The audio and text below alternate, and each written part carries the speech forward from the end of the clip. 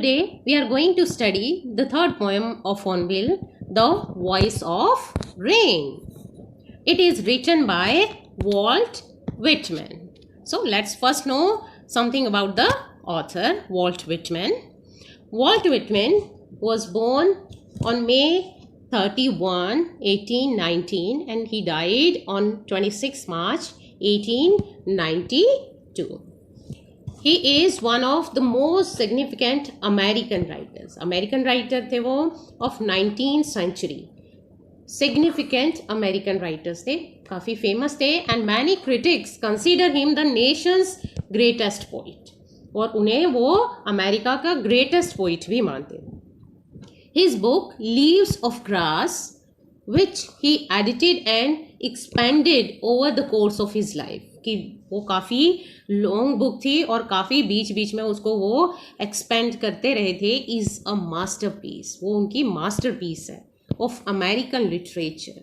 उनकी भी मास्टरपीस है और अमेरिकन लिटरेचर में भी वो मास्टरपीस मानी जाती है. In addition to writing poetry लिखने के साथ साथ Whitman worked as a journalist and volunteered in military hospitals. उन्होंने जर्नलिस्ट का काम किया और बहुत सारे मिलिट्री हॉस्पिटल्स में उन्होंने वॉलंटियर भी किया, अपनी मर्जी से सेवाएं भी दी. विटमैन्स पोइट्री वॉज रेवोल्यूशनरी. उनकी पोइट्री बहुत ही रेवोल्यूशनरी थी. रेवोल्यूशनरी मतलब न्यू आइडियाज थे उसमें, both in subject. Okay, let me first remove this. Okay, Whitman की जो पोइट्री थी वो रेवोल्यूशनरी थी, both in subject and style. Subject और स्टाइल दोनों में ही वो रेवोल्यूशनरी थी, न्यू आइडियाज थे उसमें. दो कंसिडर इसेंट्रिक एंड कंट्रोवर्शियल. हालांकि उनको कभी कभी इसेंट्रिक भी माना जाता था और कंट्रोवर्शियल भी कह दिया जाता था. इसेंट्रिक मतलब थोड़ा सनकी कह दिया जाता है, वो अपने आइडियाज़ को बहुत ही ज़्यादा बहुत प्रोमिनेंटली कहते थे. और कंट्रोवर्शियल भी कई बार उनके आइडियाज़ को माना जाता था, दूसरे लोग नहीं मानते थे. He eventually became known as America's Good Grey Poet. When he died in 1892 at the age of 72, his death was front page news across America. तो आप सोच सकते हैं कि वो कितने फेमस होंगे कि फ्रंट पेज न्यूज़ बनी थी. Whitman is now celebrated as one of the country's greatest poets. उनको ग्रेटेस्ट पोइट्स में भी आज सेलिब्रेट किया जाता है कि उनमें से वो एक हैं. और आप जानते हैं कि उनको बहुत ही डेमोक्रेटिक आइडियाज़ वाला पोएट माना जाता है. And selections from Leaves of Grass are widely taught in schools and universities. उनकी जो बुक है लीव्स ऑफ ग्रास, उसमें से जो सेलेक्शंस हैं, कुछ पार्ट्स हैं, उनको बहुत ही वाइडली वर्ल्ड वाइड जो है स्कूलों में और यूनिवर्सिटीज़ में पढ़ाया जाता है. तो कितनी फेमस होंगी. आप ने भी 10th में इनकी पोएम पढ़ी है एनिमल्स. बहुत ही अलग आइडियाज़ हैं उनके कि उस पोएम में वो एनिमल वर्ल्ड में जाना चाहते हैं. तो आपने वो पढ़ी है, आप अंदाज़ा लगा सकते हैं कि किस तरह के पोइट के विचार हैं. इसी वजह से उन्हें कई बार इसेंट्रिक भी मान लिया जाता था. Now let us read the poem, the voice of the rain. Walt Whitman's this poem celebrates rain and the accompanying water cycle that supports life and benefits the earth.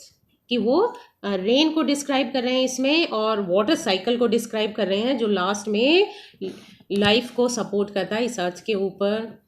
In this poem, the poet recounts a conversation that he had with the rain. कि rain के साथ जो उनकी conversation है वो इसको इस poem में बता रहे हैं.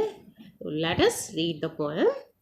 And who art thou, said I to the soft falling shower, which strange to tell gave me an answer as here translated. I am the poem of earth, said the voice of the rain. Eternal I rise, impalpable out of the land and the bottomless sea, upward to heaven, whence vaguely formed all together changed and yet the same. आप देख सकते हैं बेटा, इसके अंदर कोई proper rhyme scheme नहीं है, तो एक तरीके से ब्लैंक वर्ड्स में लिखी गई पोएम है। लास्ट की जो लाइंस है वो आपस में राइम नहीं करनी है। तो एक्सप्लेन करना स्टार्ट करती हूँ इसको। एंड हु आर्ट दाउ, ये जो है ये एक पुराना एक्सप्रेशन है, हु आर्ट दाउ। ये आजकल हम इस दाउ और आर्ट वर्ड्स का यूज नहीं करते। Art means are, thou means you, ये पुरानी फॉर्म है कि तुम कौन हो। Said I to the soft falling shower, हमने पहले मैंने बताया कि कन्वर्सेशन है इसमें, किसकी, रेन और पोइट की। तो मैंने पूछा, मैंने मीन्स पोइट ने पूछा सॉफ्ट फॉलिंग शावर से, शावर मीन्स जो रेन ड्रॉप्स बड़े ही सॉफ्टली नीचे गिर रहे थे, उनसे पूछा कि तुम कौन हो। विच, जिसने की स्ट्रेंज टू टेल, कि कहना बताना ये अजीब लग रहा है, गिव मी एन आंसर, उसने मुझे आंसर भी दिया। देखो यहाँ जो है, यहाँ पता लग रहा है कि कौन सा पोइटिक डिवाइस यूज हुआ है, पर्सोनिफिकेशन। पर्सोनिफिकेशन वहाँ होता है जब किसी नॉन लिविंग ऑब्जेक्ट को हम लिविंग की तरह डिस्क्राइब करते हैं, ह्यूमन बींग्स की तरह उसकी कैरेक्टरिस्टिक्स हम बताते हैं, तो वहाँ पर पर्सोनिफिकेशन होता है। वॉइस ऑफ द रेन होती नहीं है, लेकिन वहाँ वो आंसर कर रही है, इट मीन्स यहाँ पर्सोनिफिकेशन है, पूरी पोएम में है। एज हियर ट्रांसलेटेड, वो कहता है मैं यहाँ ट्रांसलेट करके बता रहा हूँ। तो वो इस तरीके से बता रहे हैं कि जैसे पोएम में रेन ने उन्हें इस तरीके से बताया जो कि हम और आप नहीं समझ सकते, वो सिर्फ पोइट को ही समझ आता था, और वो यहाँ पर ट्रांसलेट करके बता रहे हैं कि what was the answer of the rain regarding my question.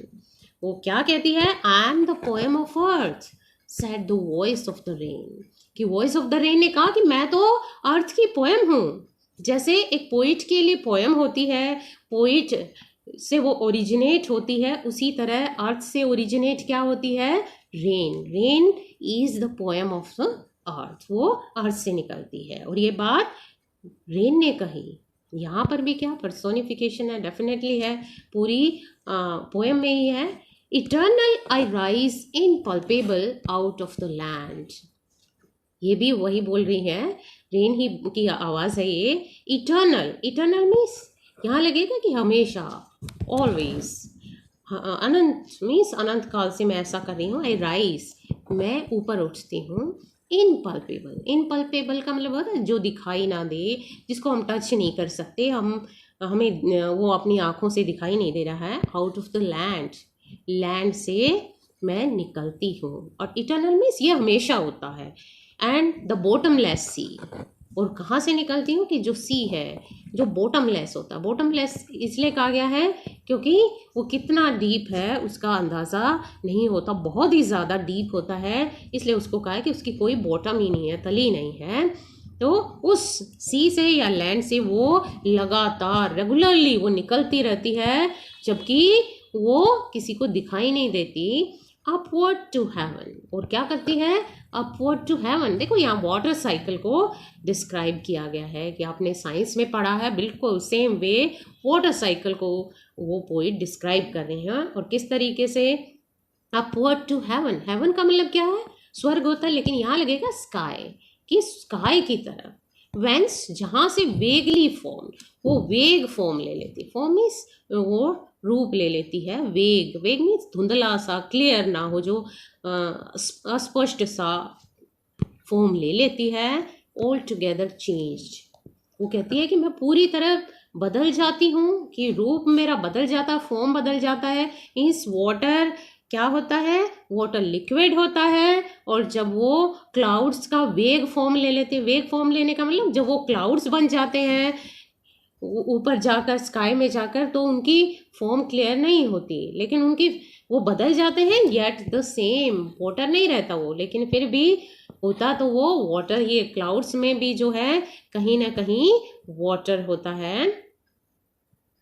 So let's do the next stanza. I descend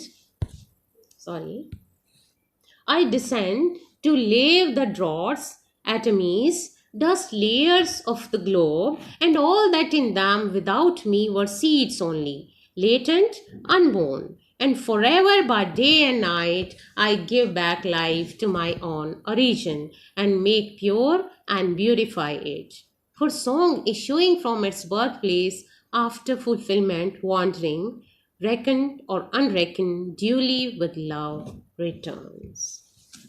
अब इसमें क्या बताया गया है? आई डिसेंड, आई यहाँ पर कौन है?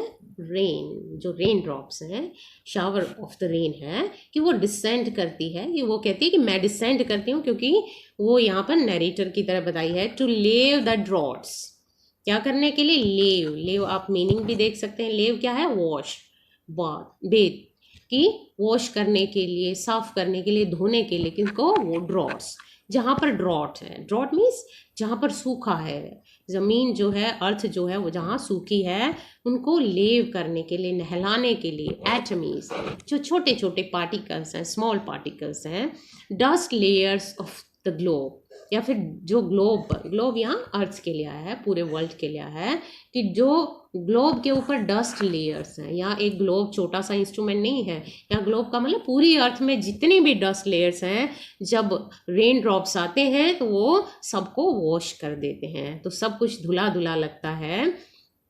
And all that in them without me were seeds only, और क्या करते हैं? एक तरफ से तो वो सबको कुछ क्लियर कर देते हैं, दूसरी तरफ ऑल दैट इन दैम, जो कुछ उनमें था, मीन्स अर्थ में था, विदाउट मी वर सीड्स ओनली। आप देखेंगे कि हम जब ज़मीन में सीड्स बोते हैं तो वो ग्रो तभी करेंगे जब उनको पानी देंगे, पानी की ज़रूरत होती है। तो जब बारिश आती है नेचुरल तरीके से, जब हम अपने जो पॉट्स होते हैं उनमें प्लांट्स उगाते हैं, उनको तो पानी दे देते हैं, लेकिन हर जगह प्लांट्स को पानी नहीं दिया जा सकता, तो जो नेग्लेक्टेड पड़े हुए हैं उन सीड्स को भी ग्रो करने में मदद जो है वो रेन करती है। तो वो कह रहा है बगैर मेरे तो वो सीड्स की फॉर्म में ही थे, वो कभी ग्रो कर ही नहीं सकते थे, वो ज़मीन से बाहर आ ही नहीं सकते थे, लेटेंट थे, वो छुपे हुए थे। ज़मीन से बाहर तो वो तभी निकलेंगे, ग्रो करेंगे, जब वो बारिश से नहलाए जाएंगे या पानी उनको दिया जाएगा। अनबोर्न रहेंगे वो सीड्स तब तक बोर्न नहीं होंगे, ग्रो नहीं होंगे, जब तक रेन जो है, रेन ड्रॉप्स उनको नहीं मिल जाते।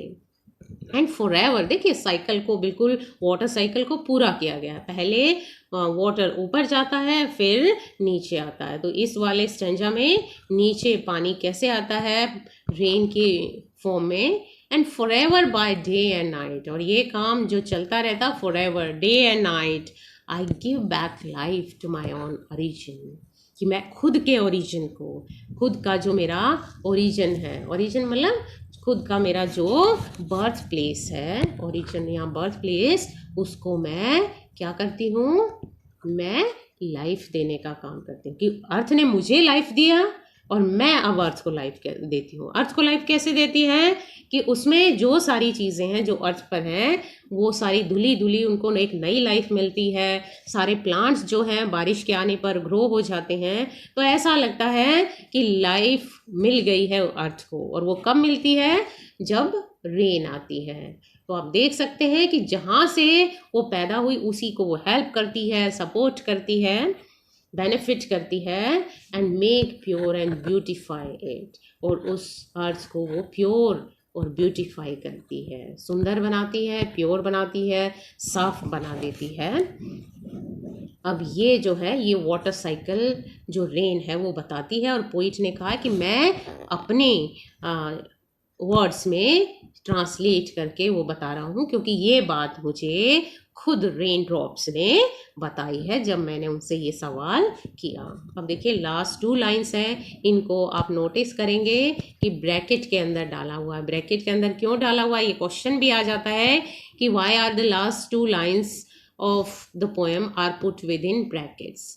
क्यों दिए गई हैं? क्योंकि ये पोएम की वर्डिंग नहीं है, ये पोएम ये रेन की वर्डिंग नहीं है, ये रेन ने नहीं बोला है। बाकी सारी पोएम में जो रेन ने जो बोला वो बताया है, ये एक्चुअली पोइट की कमेंट है, जो कुछ कहा है रेन ने उसके ऊपर, और वो सपोर्ट कर रहे हैं जो कुछ रेन ने कहा है उसका वो रीज़न दे रहे हैं। क्या बता रहे हैं? कि for song issuing from its birth place, ये जो सॉन्ग का मतलब यहाँ लगेगा कोई पोएम है या सॉन्ग है। Issuing from its birth place, जब वो अपने बर्थ प्लेस से इशू होता है, इशू मतलब निकलता है, आफ्टर फुलफिलमेंट, और जब वो फुलफिल कर देता है, फुलफिल मतलब जब वो दूसरों को तृप्त कर देता है, चाहे वो गाना है चाहे वो पोएम है, दूसरों को खुश कर देता है, वॉन्डरिंग, घूमता हुआ। आप देखते हैं कि कोई पोएम होती है, बहुत सारे लोग उसको एंजॉय करते हैं, सॉन्ग होता है, बहुत सारे लोग एंजॉय करते हैं, तो एक तरीके से उनको वो हैप्पी करने का काम करता है। और कहाँ से निकलता है वो? एक सिंगर के पास से निकलता है या एक पोइट के पास से निकलता है। और उसका बर्थ प्लेस क्या हो गया? या तो सिंगर हो गया या पोइट हो गया। रेकन और अनरेकन ड्यूली विद लव रिटर्न्स, कि चाहे किसी ने उसको सुना, अनसुना किया, कैसे भी किया, कुछ लोगों को उसने खुश किया, ड्यूली विद लव रिटर्न्स। जब वो पोइट के पास आता है या सिंगर के पास दोबारा आता है तो वो उतना ही प्यार उसे देता है। क्यों? क्योंकि जब वो दूसरों को खुश करेगा तो वो पोइट को भी खुश कर देता है। दूसरों को खुश देखकर अपनी पोएम से या अपने सॉन्ग से वो खुश हो जाता है, और ये प्यार जो है वो सॉन्ग उसको लौटाता है। किस रूप में? कि लोग उसका जो क्रिएटिविटी है उसको एंजॉय कर रहे हैं। और इस चीज़ को किससे कंपेयर किया गया है? रेन ड्रॉप से, कि रेन ड्रॉप्स भी ऐसा ही करते हैं कि उनका बर्थ प्लेस क्या है? अर्थ है। वो अर्थ से ओरिजिनेट होकर अर्थ को के पास ही आते हैं और उसको नई लाइफ देते हैं। So this is the poem, and I hope you have well understood this. And now let us move on to the exercise. This is the exercise given in your textbook. These are the questions, and you have to find out the answers and think about them. And if you have any problem, I will provide you with the solutions. So bye bye students.